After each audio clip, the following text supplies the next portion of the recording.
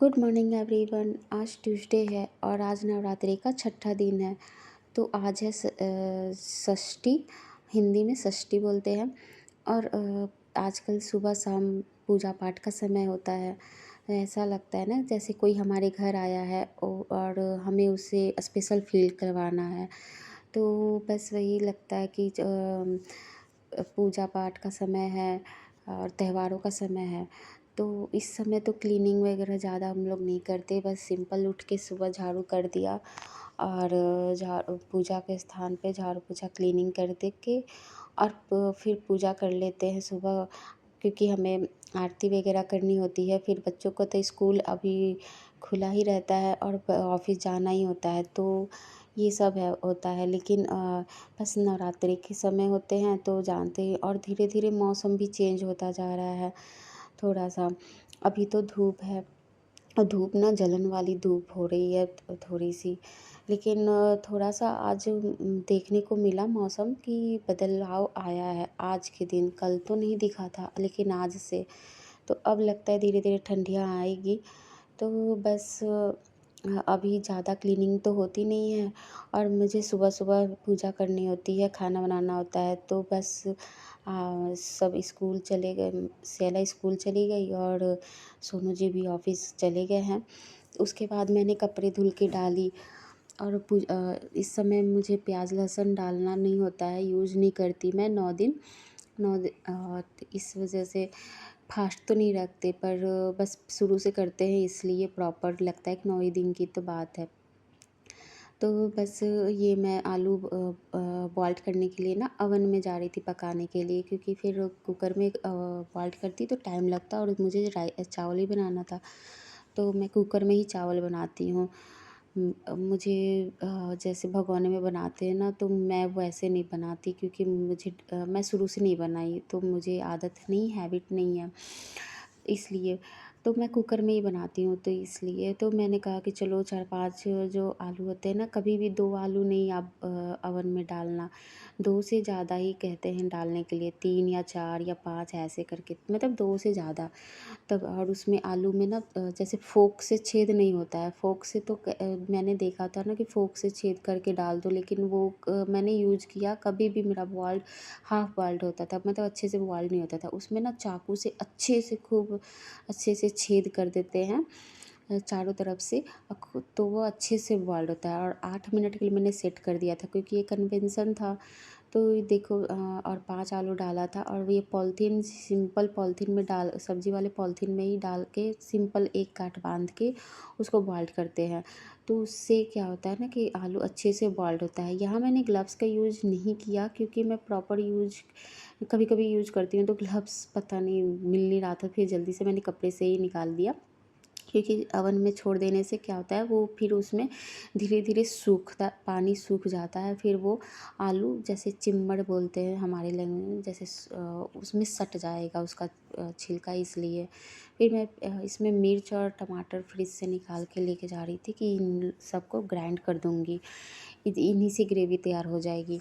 तो मैंने धनिया, जीरा और खड़ा धनिया, जीरा और लौंग, काली मिर्च और दालचीनी ये सब पीस लिया था और उसके बाद टमाटर को अलग पीस लिया था।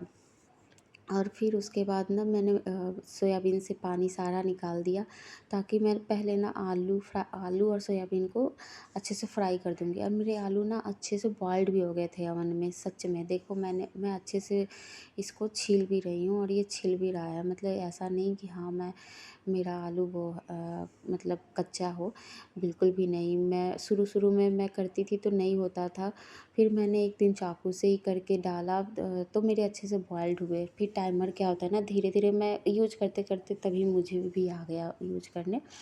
फिर मुझे आइडिया हो गया कि आलू बॉइल्ड कितने पे होता है, कैसे होता है।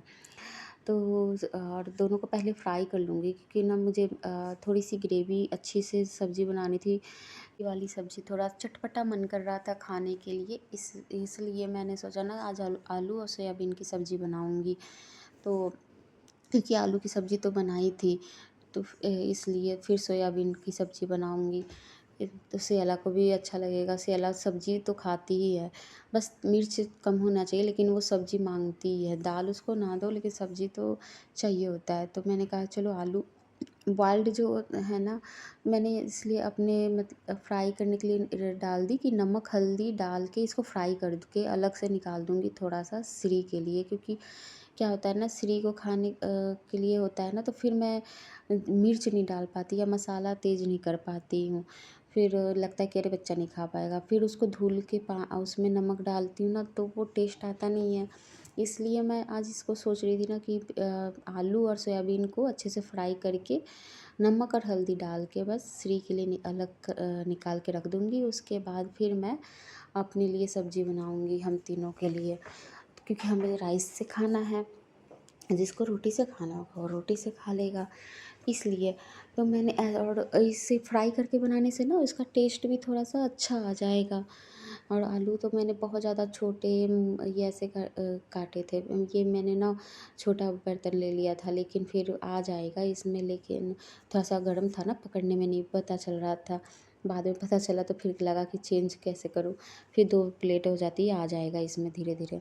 फिर मैं तेल डाली कि मसाला उसको भून लूँ, जो जीरा और खड़ा धनिया था ना, तो सारे मसाले तो मेरे खड़े थे, तो उसको मैंने ग्राइंड कर लिया था, पानी में डाल के थोड़ी देर सोक करने के लिए छोड़ दिया था, उसके बाद ग्राइंड किया था, तो वो अच्छे से ग्राइंड होते हैं।